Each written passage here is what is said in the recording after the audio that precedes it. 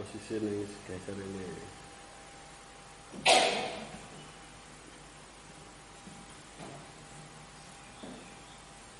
Bismillahirrahmanirrahim. Assalamualaikum warahmatullahi wabarakatuh. Waalaikumsalam warahmatullahi wabarakatuh. Sebelumnya terima kasih atas kehadirannya Bapak Ibu yang terhormat Ibu Kepala Sekolah SDN Ngadirejo dan yang kami hormati Bapak Ibu Guru SDN Ngadirejo. Pertama-tama marilah kita haturkan syukur kita kehadiran Allah Subhanahu wa taala sehingga atas nikmat, atas kesempatan, kesehatan kita dapat berkumpul di acara ini, yaitu dalam rangka pengimbasan modul 1.4 dari materi di program pendidikan guru penggerak yang akan disampaikan oleh Ibu Yuni Herawati SPD. Kemudian salawat serta salam tak terlupa senantiasa kita salawatkan kepada junjungan kita, uswah kita Rasulullah Muhammad SAW yang senantiasa kita nantikan syafaatnya di yaumul akhir. Pada kesempatan ini saya sebagai moderator akan menyampaikan susunan. Yang pertama pembukaan, yang kedua penyampaian materi, yang ketiga sesi tanya jawab, dan yang terakhir penutup. Marilah kita buka sesi ini dengan bacaan basmalah. Bismillahirrahmanirrahim. Semoga dengan bacaan basmalah tadi menambah keberkahan pada acara hari ini. Acara yang kedua atau sesi selanjutnya adalah penyampaian materi, penyampaian pengimbasan hasil aksi nyata yang akan disampaikan oleh Ibu Yuni Herawati sebagai salah satu calon guru penggerak Angkatan 7 Kabupaten Magetan. Monggo waktu dan tempat disilakan. Ya, terima kasih Ibu Moderator. Saya ucapkan selamat siang dan terima kasih atas kehadirannya Bapak Ibu semuanya. Saya yang terhormat Ibu Kepala Sekolah SDN Ngadirejo, yang saya hormati pula Bapak Ibu Guru SDN Ngadirejo. Pertama-tama kita panjatkan puji syukur kehadirat Allah Subhanahu wa taala yang telah melimpahkan rahmat serta hidayahnya sehingga pada pagi hari ini kita bisa berkumpul dalam acara pengimbasan budaya positif pada pembelajaran pendidikan guru penggerak modul 1.4. Sholawat serta salam tak lupa kita tujukan kepada junjungan kita Nabi Muhammad SAW yang telah memimpin kita dari zaman jahiliyah hingga ke zaman modern ini, dan kita nantikan syafaatnya nanti di yaumul qiyamah. Amin. Pertama-tama saya akan memperkenalkan diri saya. Saya Ibu Yuni Herawati, calon guru penggerak Angkatan 7 Kabupaten Magetan yang akan mengimbaskan tentang budaya positif di sekolah kita. Saya ucapkan selamat datang Bapak Ibu guru hebat. Mari kita belajar bersama, berkolaborasi, saling mendukung demi mewujudkan disiplin positif di sekolah kita tercinta ini. Konsep utama modul 1.4 tentang budaya positif. Yang pertama adalah perubahan paradigma belajar. Dan yang kedua, disiplin positif. Yang ketiga, kebutuhan dasar manusia. Yang keempat, motivasi perilaku manusia. Dan yang kelima, posisi kontrol restitusi. Yang keenam, keyakinan kelas. Dan ketujuh, segitiga restitusi. Pembelajaran dengan paradigma baru. Apa itu pembelajaran dengan paradigma baru? Pembelajaran dengan paradigma baru merupakan pembelajaran yang berorientasi pada penguatan kompetensi dan pengembangan karakter yang sesuai dengan nilai-nilai Pancasila. Pembelajaran dengan paradigma baru dirancang berdasarkan prinsip pembelajaran yang terdiferensiasi sehingga setiap siswa belajar sesuai dengan kebutuhan dari tahap perkembangannya untuk mewujudkan profil pelajar Pancasila. Dan selanjutnya adalah disiplin positif. Dalam Kamus Besar Bahasa Indonesia, makna kata disiplin merupakan suatu kondisi yang terbentuk dari proses dan serangkaian perilaku yang menunjukkan nilai ketaatan, kepatuhan, dan ketertiban. Dengan adanya kedisiplinan di sekolah, diharapkan mampu menciptakan suasana lingkungan belajar yang nyaman, tentram, dan menyenangkan di dalam kelas. Sebagai seorang pendidik, tujuan kita yang utama adalah menciptakan anak-anak yang memiliki disiplin diri, sehingga mereka bisa berperilaku dengan mengacu pada nilai-nilai kebajikan universal dan memiliki motivasi intrinsik, bukan ekstrinsik. Apa itu motivasi intrinsik dan ekstrinsik itu Bapak Ibu? Ada yang tahu?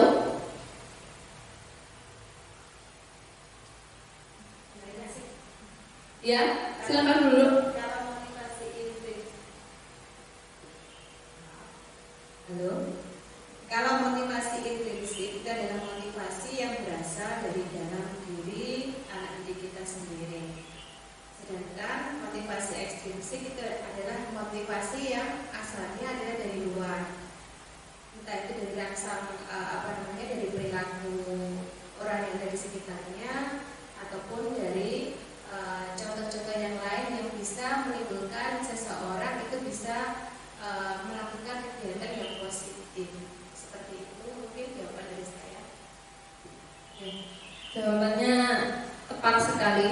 Motivasi intrinsik. Motivasi intrinsik itu berasal dari dalam diri seseorang itu sendiri, bukan dari dorongan orang lain atau dia melakukan itu hanya karena untuk mendapatkan pujian atau penghargaan dari orang lain, melainkan dari kesadaran dirinya sendiri karena adanya rasa tanggung jawab.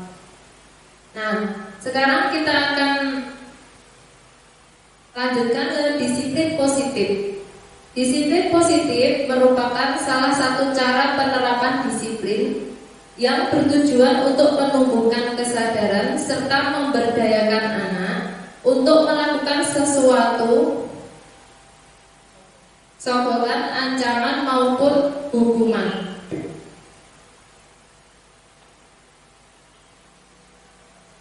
Kebutuhan dasar manusia: 1. Bertahan hidup. 2. Kasih sayang dan rasa diterima. 3. Penguasaan. 4. Kebebasan. 5. Kesenangan. Nah, contohnya bertahan hidup. Manusia itu bertahan hidup itu membutuhkan apa Ibu-ibu? Membutuhkan makan, minum, tempat tinggal, sandang, pangan, ya, sandang, pangan sama saja. Terus yang kedua, kasih sayang dan rasa diterima. Setiap orang itu pasti membutuhkan kasih sayang, rasa diterima oleh orang lain. Maksudnya tidak diajukan kalau dia itu ada di sekitarnya. Kemudian penguasaan. Misalkan kalau kita ambil contoh di dalam kelas, pasti ada anak itu yang sangat menonjol. Misalkan dia itu mau diperhatikan, dia itu selalu maunya menang sendiri, menguasai kelas, suaranya itu paling banter kalau di kelas itu. Tapi dia itu mempunyai wawasan, diimbangi dengan mempunyai wawasan yang menonjol pula. Jadi tidak hanya berteriak-teriak saja, tapi dia itu pada waktu diberi pertanyaan atau guru pada saat penyampaian materi, dia itu juga bisa menjawab atau menerima materi yang diberikan oleh guru. Dan yang keempat adalah kebebasan. Setiap anak berhak mendapatkan kebebasan dalam bidang pendidikan. Maksudnya anak-anak itu bebas memilih mana yang digemari, yang disenangi. Bukan hanya anak itu yang mempunyai nilai akademis yang tinggi, yang bisa nantinya kelak mempunyai masa depan yang cerah, tapi dia diberi kebebasan untuk memilih walaupun itu bukan di bidang akademis saja, tapi di non akademis. Mungkin Mungkin anak itu mempunyai apa ya Bu? Mempunyai minat bakat dan kemampuannya itu sendiri-sendiri. Terus lalu yang kelima, kesenangan. Anak-anak itu dibiarkan senang mempunyai kenyamanan di dalam kelas, senang dalam menerima pembelajaran. Jadi dia itu tidak merasa terkekang di dalam kelas yang hanya dapat menerima perintah saja, tapi dia juga mempunyai pilihan yang menyenangkan untuk dia sendiri, tapi juga dalam hal yang positif. Dan selanjutnya ada motivasi perilaku manusia. Motivasi merupakan dorongan yang timbul pada diri seseorang secara sadar atau tidak sadar untuk melakukan suatu tindakan dengan tujuan tertentu. 1. Menghindari ketidaknyamanan dan hukuman. Murid melakukan disiplin diri karena ia takut dihukum, dan ini merupakan motivasi ekstrinsik. Misalkan ada anak itu selalu mengerjakan kayak tugas rumah. Tugas rumah adalah tugas seorang pelajar, tapi itu ada anak itu mau mengerjakan tugas rumah karena kalau dia nanti tidak mengerjakan tugas yang diberikan Bapak Ibu guru, dia nanti akan mendapatkan hukuman dari Bapak Ibu guru. Dan itu dia melakukannya karena ada dorongan eksternal, karena rasa takut nantinya kalau mendapatkan hukuman. Lalu selanjutnya adalah mendapatkan imbalan atau penghargaan dari orang lain. Murid melakukan disiplin diri karena ia ingin mendapatkan imbalan, dan ini merupakan motivasi ekstrinsik. Hampir sama dengan yang tadi mendapatkan hukuman, tapi ini mendapatkan penghargaan. Dia itu jadi melakukan suatu tindakan itu karena adanya imbalan. Nanti kalau kamu mau belajar puasa nanti sama ibu atau bapak nanti dikasih hadiah. Kalau nggak gitu nanti kalau kamu bisa ranking 1 nanti diberikan tas sama ibu. Nah itu contohnya mendapatkan imbalan. Lalu selanjutnya menghargai nilai-nilai kebajikan diri sendiri. Murid melakukan disiplin diri karena sadar akan nilai kebajikan dirinya, dan ini merupakan motivasi intrinsik. Nah, dia itu melakukan sesuatu bukan atas karena dorongan atau motivasi dari orang lain, tapi dia melakukan itu karena atas kesadaran diri, karena itu merupakan tanggung jawab yang harus ia lakukan. Itu merupakan motivasi intrinsik. Kemudian konsep disiplin dengan identitas gagal. Di sini dikaitkan dengan hukuman. Hukuman yang pertama itu biasanya menyakitkan. Pasti itu. Misalkan kalau zaman dahulu itu saya pernah mengalami itu waktu SD. Gak bisa mengerjakan matematika, dicubit pipinya sama ibu guru saya. Sampai sekarang saya masih mengingat itu. Dan itu pasti menyakitkan fisiknya, juga menyakitkan mental dan hatinya. Pasti itu nanti akan dikenang sampai nanti sama anak itu. Lalu yang kedua, tidak nyaman. Tidak nyamannya bagaimana? Pada waktu dia mendapatkan hukuman atau dihukum oleh guru, pasti teman-temannya menyaksikan. Dan itu membuat si anak itu tidak nyaman karena merasa dipermalukan di depan teman-temannya. Kemudian murid takut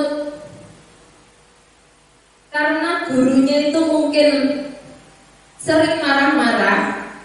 Nah itu nanti kalau dia itu tidak melaksanakan tugasnya, gurunya marah, mungkin murid akan merasa takut. Dan hukuman itu juga bisa bersifat memaksa. Ayo kamu harus melakukan ini, kalau enggak ini kamu nanti guru hukum lari mengelilingi lapangan. Nah itu namanya memaksa, bukan dari kesadaran anak itu sendiri. Kemudian yang kelima, murid menyembunyikan kesalahan. Karena dia itu takut akan hukuman nanti yang akan diterimanya, murid itu perlahan-lahan sedikit-sedikit dia mulai menyembunyikan kesalahan, sama saja dengan berbohong. Seharusnya tugas rumah itu dikerjakan di rumah, karena dia itu teringatnya sudah sampai sekolah. Pagi-pagi itu dia buru-buru mengerjakan di kelas sebelum gurunya datang. Nah, itu menyembunyikan kesalahan. Terus pada waktu ditanya gurunya, tadi siapa yang gak mengerjakan PR? Saya mengerjakan, Bu. Tapi walaupun di sekolah, tapi menurut dia itu sudah mengerjakan. Terus yang keenam, murid menjadi rendah diri. Karena dia itu merasa dipermalukan di teman-teman oleh gurunya di hadapan teman-temannya, dia merasa menjadi rendah diri, minder, tidak percaya diri. Nah, itu juga bisa merusak mental si anak. Kemudian penghargaan. Penghargaan itu yang bisa diberikan melalui reward, hadiah, itu merupakan contoh motivasi yang tidak efektif. Yang kedua, dapat merusak hubungan murid. Misalkan yang bisa menjawab dikasih hadiah, kemudian yang tidak bisa menjawab dia tidak mendapatkan apa-apa. Kemudian yang tidak diberikan hadiah tadi, dia itu merasa iri dengan temannya yang dikasih hadiah sama bu guru tadi karena bisa menjawab. Kemudian yang ketiga, mematikan kreativitas. Mungkin dia itu tidak mau berinovasi atau mengembangkan dirinya, karena dia itu berpedoman, aku gak mau saya mengerjakan itu, nanti kalau gak ada hadiahnya. Jadi dia itu tidak mau mengembangkan kreativitasnya. Jadi dia tetap bertahan pada dirinya itu kalau tidak mendapatkan hadiah yang diberikan oleh gurunya. Lalu yang nomor 4, menghukum dengan sistem ranking. Mungkin ranking itu kalau sebagian orang tua itu merasa bangga kalau anaknya itu mendapatkan ranking, apalagi ranking 1 di kelasnya. Tapi kalau yang tidak mendapatkan ranking, dia pasti akan berkecil hati. Mungkin ada anak yang bisa termotivasi dengan temannya yang mempunyai ranking, tapi kalau anak itu sudah tidak mau berpikir yang lebih panjang, lebih jauh, dia itu pasti gak usah aja, kalau nggak dapat ranking gak apa-apa. Karena mungkin kalau nanti dapat ranking itu juga nggak dikasih apa-apa. Jadi anaknya itu namanya menghukum dengan sistem ranking. Yang kelima, merampas hak menghargai dirinya sendiri. Selanjutnya, konsep disiplin dengan identitas sukses.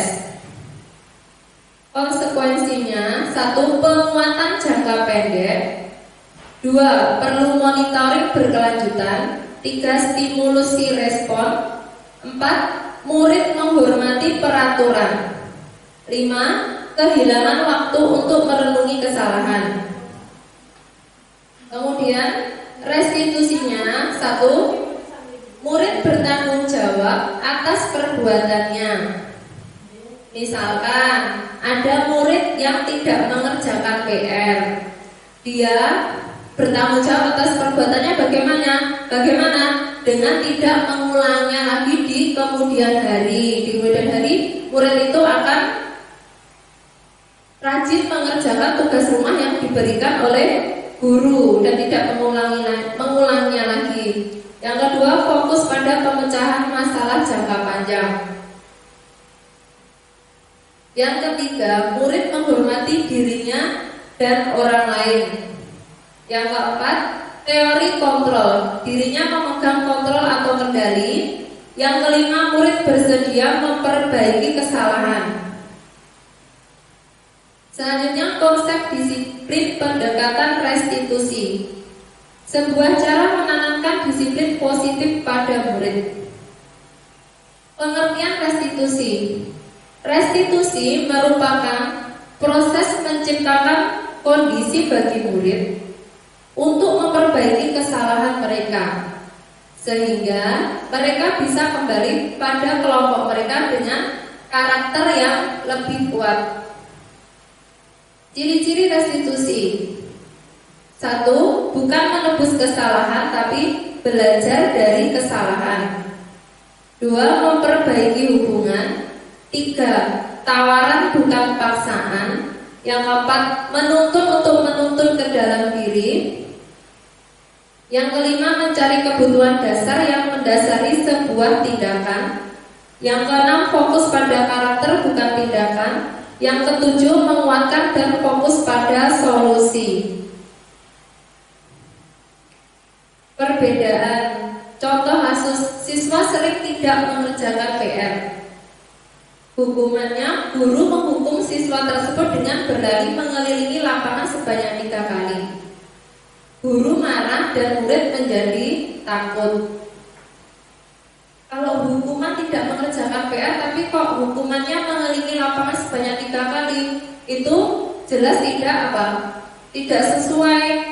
Seharusnya seperti konsekuensinya ini, guru memberikan konsekuensi untuk mengerjakan PR pada saat jam istirahat atau dikerjakan sebanyak 2 kali lipat. Nah, itu sesuai karena situasinya itu kan tidak mengerjakan PR, tapi kok malah disuruh mengelilingi lapangan. Dan lalu guru tegas dan siswa menghormati peraturan yang ada. Kemudian restitusinya, guru menyanyikan keyakinan kelas dan membantu siswa menyelesaikan masalahnya.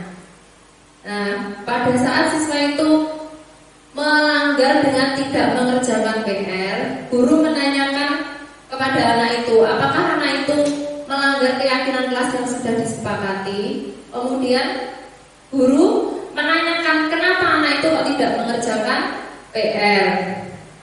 Setelah dilakukan pendekatan, guru terbuka dan siswa pun menghormati dirinya dan orang lain. Siswa lebih mau menerima kalau dilakukan pendekatan dengan cara restitusi, bukannya mendapatkan hukuman.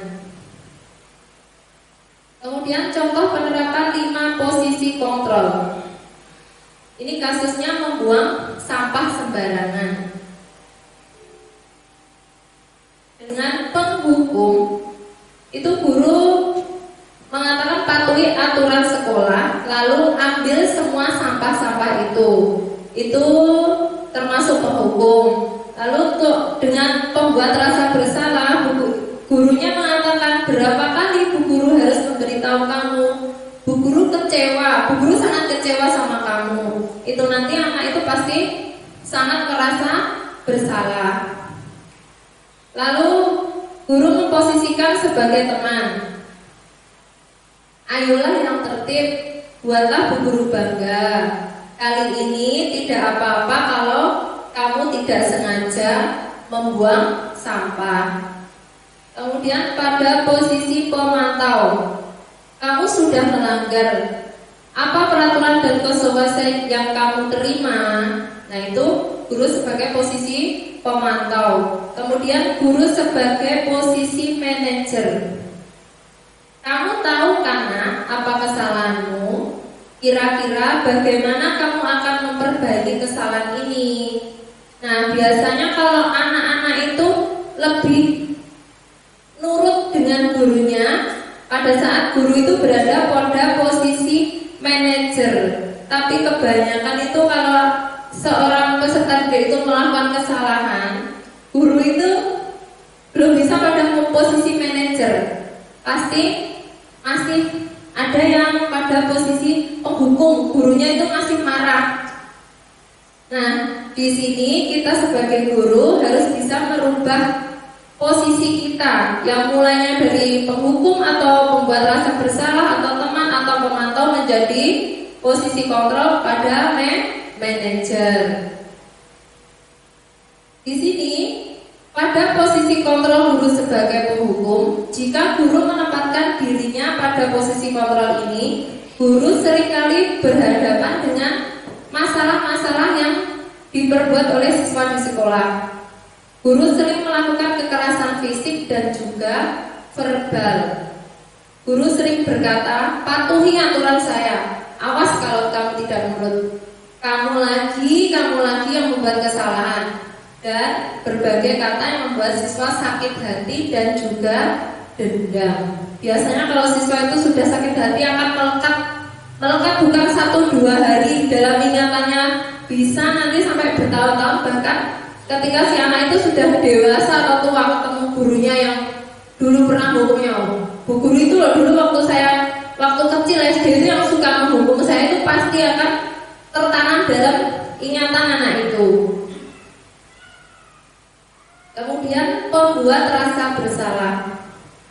Posisi kontrol pembuat rasa bersalah. Pada posisi ini, guru sering bersuara lembut. Suasana menjadi hening sehingga siswa merasa tidak nyaman dan rendah diri.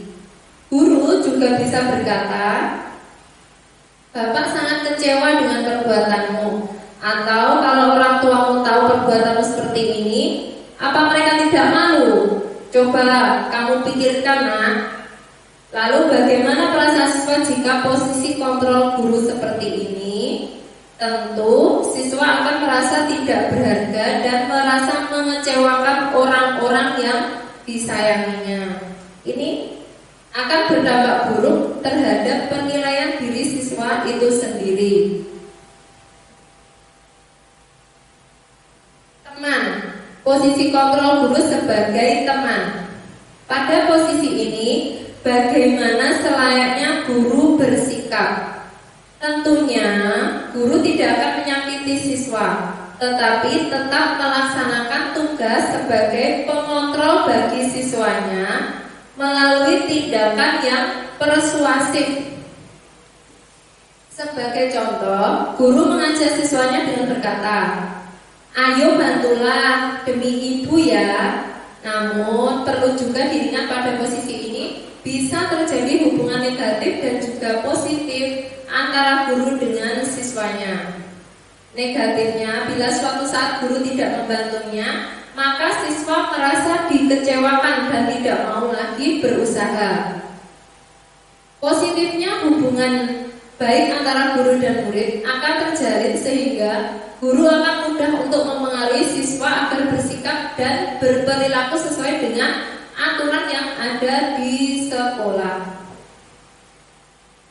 Selanjutnya, posisi kontrol guru sebagai pemantau. Pada posisi ini dapat diartikan bahwa guru sebagai pengawas atau pemantau. Guru bertanggung jawab terhadap perilaku siswa yang diawasinya.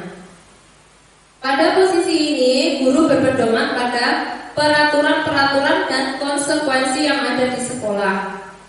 Guru akan mencatat bukti dan kejadian yang terjadi terhadap perilaku siswa.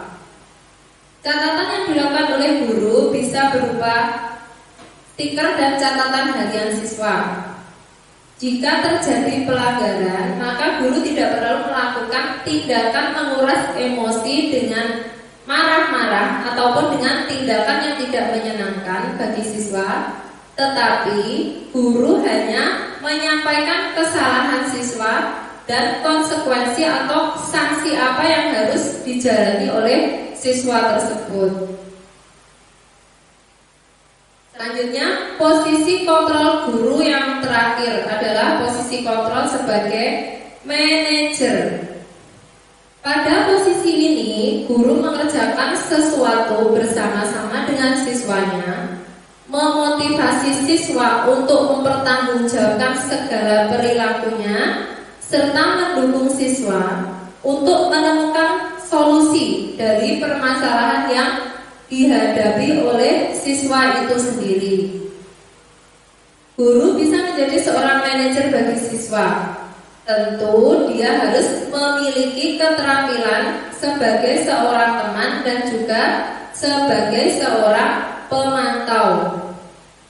Dengan demikian, bisa jadi dalam waktu tertentu guru bertindak sebagai teman dan juga sebagai pemantau atau kedua-duanya jika diperlukan dalam waktu yang bersamaan. Menyimak dan memahami 5 posisi kontrol tersebut, maka kita sebagai seorang guru tentunya dapat memposisikan diri dengan baik pada setiap permasalahan yang dihadapi dalam penegakan disiplin ataupun penumbuhan karakter terhadap siswa kita di kelas maupun di lingkungan sekolah. Kita menginginkan siswa-siswa menjadi manusia-manusia yang merdeka, mandiri, dan bertanggung jawab bagi dirinya sendiri. Lalu bagaimana harapan kita ini dapat terwujud? Tentunya dengan menjadikan siswa kita sebagai seorang manajer bagi dirinya sendiri. Menjadikan siswa menjadi manajer bagi dirinya sendiri dapat dilakukan oleh guru dengan mengajak siswa untuk menganalisa kebutuhan dirinya sendiri dan juga siswa lain. Mengajak siswa berkolaborasi untuk memecahkan masalah yang mereka hadapi untuk memperbaiki kesalahan yang mereka lakukan. Selanjutnya, keyakinan kelas. Mengapa kok keyakinan kelas, kok tidak peraturan kelas saja? Nah, di sini saya menyebutkan 2 buah contoh. Yang pertama, mengapa kita memiliki peraturan tentang penggunaan helm pada saat mengendarai kendaraan roda 2 atau motor? Kenapa kita memiliki peraturan itu? Karena untuk apa? Untuk keselamatan kita selama berkendara. Yang kedua, mengapa kita memiliki peraturan tentang penggunaan masker pada saat keluar rumah?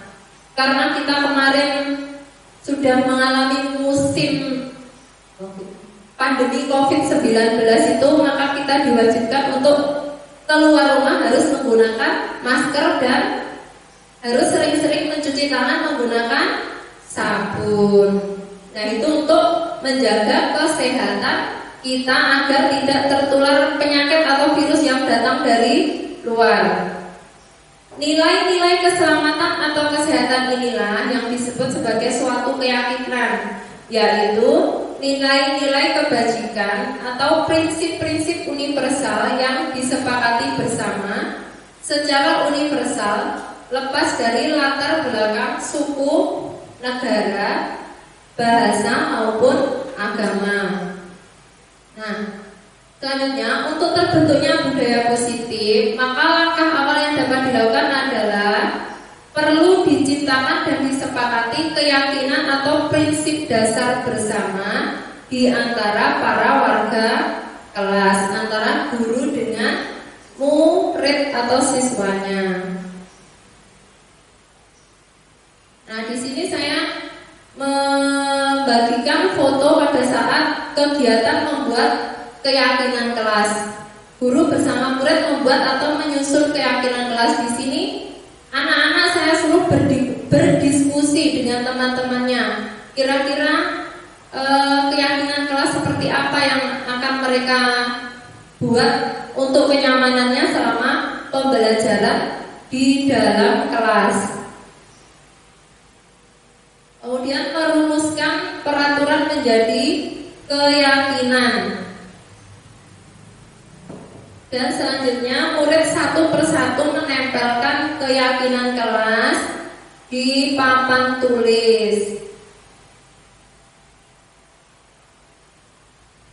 Nah, ini keyakinan kelas 2 SDN Ngadirejo.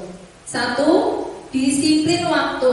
Jadi siswa harus datang lebih awal sebelum bel tanda mulainya pembelajaran dimulai. Dan bagi anak-anak yang mendapatkan tugas piket harus datang lebih awal dari teman-temannya. Yang kedua, belajar dengan antusias, semangat dan percaya diri. Karena ada pada waktu masih pagi saya memulai pembelajaran jam pertama, ada satu orang anak yang terlihat tidak bersemangat, kepalanya sudah ditaruh di meja itu pada waktu pagi hari. Jadi dia sudah tidak bersemangat dari mulai awal dia berangkat ke sekolah. Lalu yang ketiga, saling menjaga keindahan dan kebersihan kelas. Dengan cara bagaimana? Tidak membuang sampah sembarangan di dalam kelas. Yang keempat, rukun dengan semua teman. Biasanya kalau anak-anak kecil itu ada grup-grupan. Kamu bukan temanku kalau dia itu tidak mempunyai kesamaan. Jadi itu anak yang pendiam biasanya itu lebih dikucilkan sama teman-temannya yang cenderung rame. Anak yang pendiam itu pasti disendirikan. Jadi di situ saya menyuruh anak-anak untuk rukun dengan semua teman yang ada di kelas, tidak pilih-pilih teman. Yang kelima, mengerjakan tugas tepat waktu. Anak-anak diwajibkan mengerjakan tugas rumah yang diberikan guru maupun tugas yang diberikan guru pada saat pembelajaran di sekolah. Yang keenam, menghargai guru atau teman yang sedang berbicara. Maksudnya di sini kebanyakan anak-anak itu pada waktu bapak atau ibu guru itu menyampaikan materi pelajaran, dia asik bercerita dengan temannya sendiri, tidak mau memperhatikan. Lalu ujung-ujungnya pada saat diberi pertanyaan atau diberi tugas, karena dia tidak memperhatikan, maka anak itu tidak bisa menjawab atau mengerjakan tugas yang diberikan oleh bapak atau ibu guru. Kemudian segitiga restitusi. Langkah-langkah untuk melakukan segitiga restitusi adalah satu, menstabilkan identitas. Kita semua akan melakukan hal terbaik yang bisa kita lakukan. Yang kedua, validasi tindakan yang salah. Semua perilaku memiliki alasan. Misalkan kalau anak itu seperti tadi yang pernah saya katakan tidak mengerjakan PR, kita tanya alasannya kenapa kok sampai tidak mengerjakan PR. Dia itu siangnya pulang sekolah langsung main ke rumah temannya, atau kalau sekarang anak itu pasti cenderung mainan HP, sehingga dia lupa akan waktunya untuk belajar. Lalu ataukah dia siangnya main ke rumah teman, kecapean, malamnya ketiduran, lalu lupa tidak mengerjakan PR. Padahal pada waktu pulang sekolah, setiap saya itu menyeberangkan anak didik saya untuk pulang itu pasti saya kasih tahu, nanti sampai rumah ganti baju, makan, terus mengerjakan PR ya. Jawabannya iya, tapi besoknya lupa Bu, tidak mengerjakan PR. Nah, kita tanya dulu alasannya apa kalau anak-anak itu tidak mengerjakan PR. Yang ketiga, menanyakan keyakinan. Kita semua memiliki motivasi internal.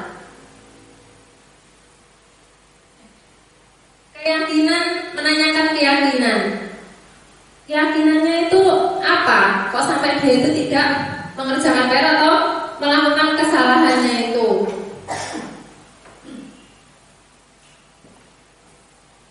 Nah, ini contoh video, contoh penerapan restitusi, tapi ini maaf tidak bisa diputar.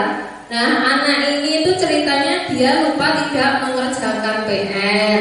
Kemudian saya tanya alasannya apa kok tidak mengerjakan PR. Katanya dia pulang sekolah itu main sama temannya, malamnya nonton TV, akhirnya kecapean, lupa tidak mengerjakan PR. Kemudian anak itu menyadari akan kesalahannya dan dia berjanji tidak mengulangi kesalahannya lagi. Dan ini juga video contoh penerapan restitusi. Anak ini pada saat pembelajaran di kelas membuang sampah sembarangan, dan itu ketahuan oleh saya. Katanya dia itu tidak sengaja. Sampahnya itu terjatuh di bawah mejanya karena alasannya spontan, Bu, saya lupa kalau membuang sampah sembarangan. Kemudian anak itu berjanji tidak akan mengulangi perbuatannya lagi, membuang sampah pada tempat sampah yang sudah disediakan. Nah, ini testimoni dari anak-anak yang telah melakukan atau melanggar keyakinan kelas. Anak-anak itu merasa senang karena tidak dimarahi oleh bu gurunya, oleh saya, karena saya tanya alasannya dan anak itu mau bertanggung jawab atas perbuatannya untuk tidak mengulangnya lagi, dan sang anak tidak mendapatkan hukuman. Ini juga testimoni tadi anak yang membuang sampah sembarangan. Dia merasa senang karena tidak mendapatkan hukuman, hanya diberitahu kesalahannya apa dan berjanji untuk tidak mengulangi kesalahannya itu. Nah, dalam penerapan program disiplin positif, hendaknya guru memiliki standar kepribadian profesional dan sosial yang baik, di mana guru mampu berefleksi pada posisi kontrolnya saat ini. Bagaimana perjalanan dirinya sebagai seorang akom, di situ sebagai posisi manajer yang menuntun muridnya menjadi insan yang mandiri, merdeka dan bertanggung jawab. Nah, Bapak Ibu semuanya, demikian presentasi yang bisa saya berikan pada pagi hari ini. Semoga bisa bermanfaat untuk kita semuanya agar bisa menjadi pendidik yang lebih baik di masa yang akan datang. Terima kasih. Selanjutnya saya serahkan kepada moderator. Terima kasih penyampaian yang luar biasa dari Bu Yuni. Jadi kalau kita lihat tadi Bu Yuni sudah melakukan restitusi, di mana testimoni anak-anak itu senang karena tidak dimarahi. Tapi bukan berarti mereka tidak bertanggung jawab lepas begitu saja ya. Tetapi mereka senang karena disadarkan, muncul nilai-nilai keyakinan baru. Mereka dikembalikan ke keyakinan kelas yang sudah dibuat. Dengan begitu, dengan kebiasaan seperti itu, diharapkan mereka ada motivasi internal kembali ke nilai-nilai yang diyakini untuk menjadi peserta didik yang disiplin. Oke, untuk sesi selanjutnya masih semangat ya? Masih semangat. Tepuk 1, yes. Tepuk 2, oke. Tepuk 3, semangat. Alhamdulillah, masih semangat. Oke, monggo sambil disambi, tidak diminum. Kita ke sesi selanjutnya adalah sesi tanya jawab atau tanggapan dari apa yang disampaikan oleh Bu Yuni. Mungkin Bapak Ibu memiliki masalah yang sama, kemudian bisa disaringkan atau ditanyakan kepada Bu Yuni, atau mungkin sama aksi nyatanya pernah dialami juga. Monggo sinten yang mau menyampaikan lagi kira. Terima kasih atas waktu yang diberikan. Pemaparan yang sangat luar biasa di sini. Kita sama-sama belajar untuk menciptakan lingkungan kedepannya untuk menciptakan budaya positif. Di sini saya akan mengajukan pertanyaan. Dalam materi yang disampaikan Bu Yuni tadi, ada konsep disiplin dengan identitas gagal. Nah, di situ misalkan ada anak yang sudah mengerjakan tugas dengan baik, kita otomatis akan memberikan respon, oh bagus, atau memberikan acungan jempol, pintar. Posisi ini geser ini.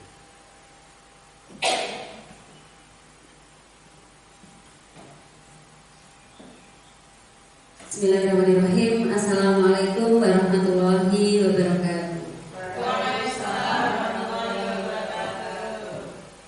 Sebelumnya terima kasih atas kehadirannya Bapak Ibu yang terhormat Ibu Kepala Sekolah SDN Negeri Rejo, dan yang kami hormati Bapak Ibu Guru SDN Negeri Rejo.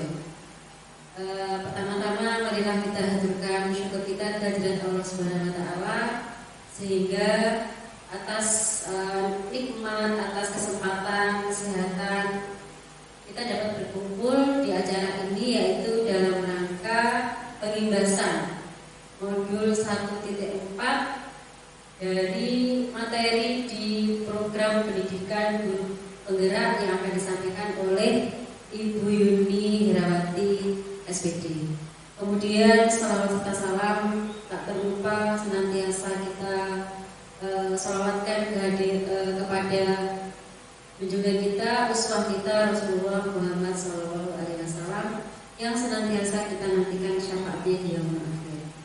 Pada kesempatan ini saya sebagai moderator akan menyampaikan susunan. Yang pertama pembukaan, yang kedua penyampaian materi, yang ketiga sesi tanya jawab, dan yang terakhir penutup. Marilah kita buka sesi ini dengan bacaan basmalah. Bismillahirrahmanirrahim. Semoga dengan bacaan basmalah tadi menambah keberkahan pada acara hari ini. Acara yang kedua atau sesi selanjutnya adalah penyampaian materi, penyampaian pengimbasan hasil aksi nyata yang akan disampaikan oleh Ibu Yuni Herawati sebagai salah satu calon guru penggerak Angkatan 7 Kabupaten Magetan.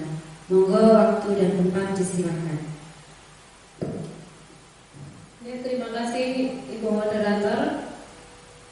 Saya ucapkan selamat siang dan terima kasih atas kehadirannya Bapak Ibu semuanya. Saya yang terhormat Ibu Kepala Sekolah SDN Ngadirejo, yang saya hormati pula Bapak Ibu Guru SDN Ngadirejo. Pertama-tama kita panjatkan puji syukur kehadirat Allah Subhanahu wa Ta'ala yang telah melimpahkan rahmat serta hidayahnya sehingga pada pagi hari ini kita bisa berkumpul dalam acara pengimbasan budaya positif pada pembelajaran pendidikan guru penggerak modul 1.4.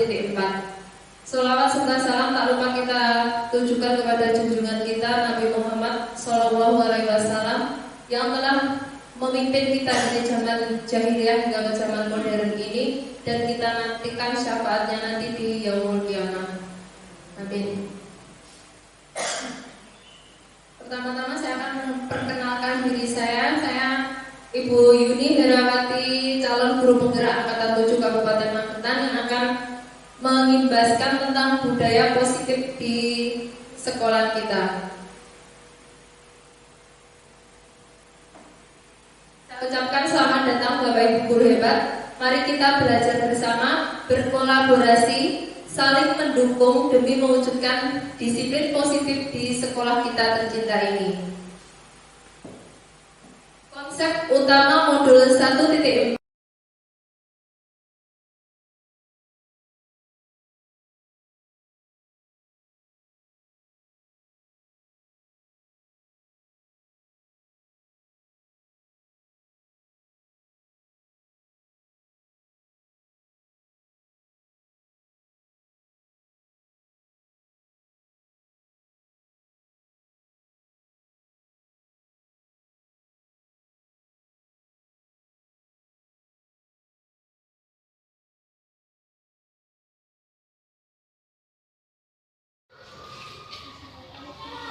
Waalaikumsalam Yosi, silakan duduk. Bu Yuni mohon maaf, seharusnya ini waktunya kamu pulang, tapi kamu masih harus menghadap Bu Yuni terlebih dahulu. Yosi tahu tidak sampai kehidupan ini? Kira-kira apa yang kamu lakukan Yosi?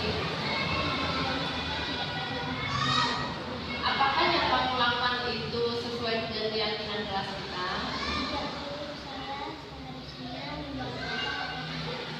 Nah, benar sekali Yosi, seharusnya kamu tidak membuang sampah sembarangan karena itu bisa menjadi contoh yang tidak baik bagi teman yang lain.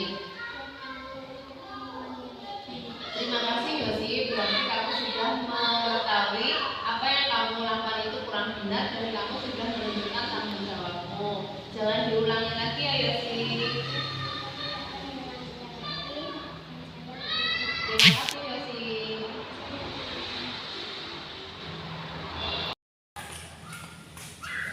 Selamat siang, Luna.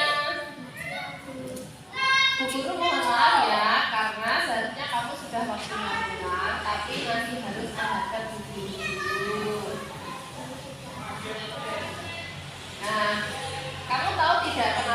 bulu tangkis? Apa yang kamu lakukan? Wah, berarti kamu sudah melanggar kesepakatan kelas yang sudah kita sepakati bersama-sama. Seharusnya Luna pulang sekolah mengerjakan PR terlebih dahulu supaya tidak lupa dan tidak menjadi contoh yang tidak baik bagi teman yang lain.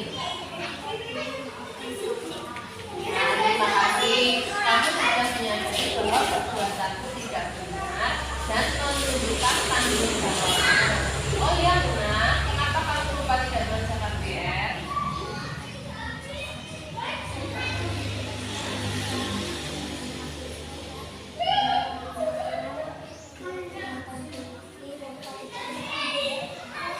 Jangan diulangi lagi ya. Ya, selamat.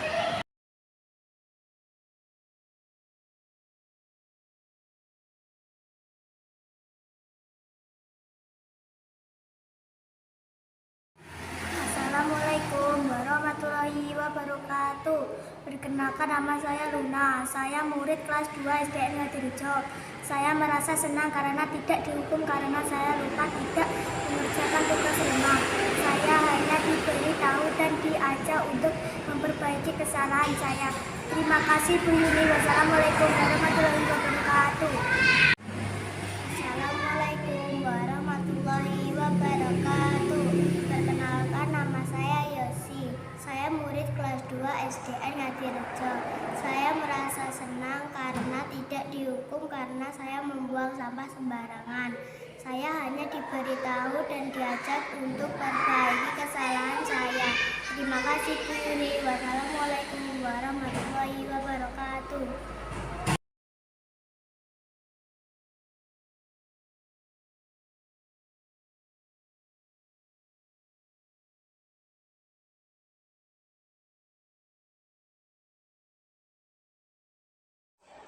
Assalamualaikum warahmatullahi wabarakatuh. Perkenalkan, nama saya Agus Sarul Amnan. Saya merupakan rekan sejawat dari Ibu Yuni Herawati dari SDN Ngadirejo yang sudah mengadakan sosialisasi tentang budaya positif di sekolahnya. Segitiga restitusi merupakan sebuah strategi yang dapat dilakukan sebagai proses untuk menuntun murid memperbaiki kesalahan-kesalahan yang mereka lakukan, baik itu kesalahan murid di sekolah maupun di rumah. Dengan penerapan segitiga restitusi tersebut diharapkan bisa memiliki karakter yang kuat dan mampu memperbaiki kesalahan yang telah dilakukannya. Dalam hal ini, Ibu Yuni Herawati sebagai calon guru penggerak sudah mampu menerapkan segitiga restitusi tersebut dengan baik, yang diawali dengan membuat keyakinan kelas dan kemudian disepakati oleh semua warga kelasnya. Dengan penerapan segitiga restitusi tersebut juga diharapkan mampu meningkatkan motivasi pada murid untuk menjadi lebih baik, dan memotivasi tersebut muncul dari dalam diri, bukan karena faktor takut maupun mengharapkan imbalan. Terima kasih Bu Yuni yang telah berkenan mensosialisasikan tentang budaya positif di sekolah SDN Ngadirejo. Semoga ilmu yang disampaikan oleh Bu Yuni itu bisa bermanfaat di kemudian hari, khususnya bagi saya dan umumnya bagi warga sekolah SDN Ngadirejo. Demikian, wassalamualaikum warahmatullahi wabarakatuh. Assalamualaikum warahmatullahi wabarakatuh. Perkenalkan, saya Bapak Agung Prasojo, guru dari SDN Ngadirejo, Kecamatan Kawedanan. Dengan mengikuti sosialisasi budaya positif yang disampaikan oleh Ibu Yuni tadi, saya merasa sangat senang sekali karena memperoleh informasi dan wawasan mengenai konsep dan penerapan budaya positif di sekolah, serta saya bisa menjadi bisa memahami dan juga pemikiran-pemikiran filosofi pendidikan Ki Hajar Dewantara dan juga materi budaya positif di sekolah. Untuk itu terima kasih kepada Bu Yuni telah berkenan memberikan sosialisasi dan berbagai wawasannya kepada kami guru-guru SDN Ngadirejo. Semoga ilmu yang saya dapatkan bisa saya praktekkan di sekolahan kami pada murid-murid saya sehingga dapat tercipta budaya positif di kelas dan di lingkungan sekolah maupun di sekitar sekolah. Sekian dari saya, terima kasih. Wassalamualaikum warahmatullahi wabarakatuh. Assalamualaikum warahmatullahi wabarakatuh. Perkenalkan, saya Budaya, guru dari SDN Ngadirejo. Dengan mengikuti sosialisasi budaya positif yang disampaikan Ibu Yuni tadi, saya merasa sangat senang karena memperoleh informasi dan wawasan mengenai konsep dan penerapan budaya positif di sekolah, serta saya jadi memahami pemikiran-pemikiran filosofi pendidikan Ki Hajar Dewantara dan juga materi budaya positif di sekolah. Terima kasih Bu Yuni telah berkenan memberikan sosialisasi dan berbagai wawasan kepada kami. Semoga ilmu yang saya dapatkan bisa saya praktekkan pada murid-murid saya sehingga dapat tercipta budaya positif di kelas maupun di sekolah. Sekian dari saya. Wassalamualaikum warahmatullahi wabarakatuh.